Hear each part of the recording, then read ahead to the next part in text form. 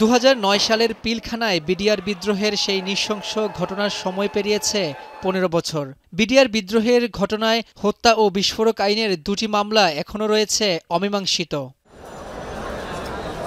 বিস্ফোরক আইনের মামলায় ৮৩৪ জন আসামির বিরুদ্ধে বিচার কাজ শুরু হয় ২০১০ সালে। হত্যা মামলায় খালাস বা সাজা ভোগ শেষ হলেও বিস্ফোরক মামলাটি বিচারিক আদালতে ঝুলে থাকার কারণে আটকে আছে ৪৬৮ জন বিডিআর সদস্যের মুক্তি প্রক্রিয়া। পরিবারের স্ত্রী, সন্তান, পিতা, মাতা বিনা বিচারে কারাগারে বন্দী থাকা বিডিআর সদস্যদের মুক্তির দাবিতে এবার জাতীয় প্রেস ক্লাবে সংবাদ সম্মেলন করেছে কারা নির্যাতিত বিডিআর পরিবারের সদস্যরা।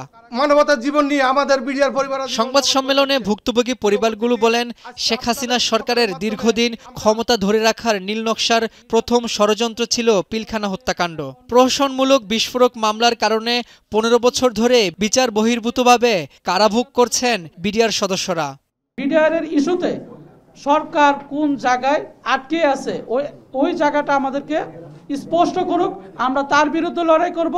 কারা নির্যাতিত ভাইরা যেন সকল প্রকার মামলা থেকে অব্যাহতি পেয়ে যেন পুনরায় আমাদের মাঝে ফিরে আসতে পারেন। রেজাউল করিম, রতন বিশ্বাস।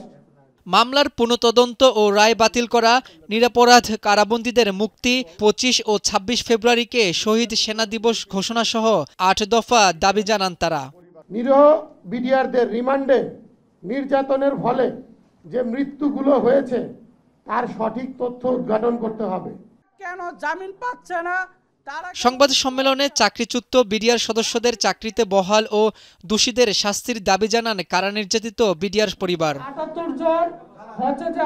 রাব্বি হোসেন, এখন, ঢাকা।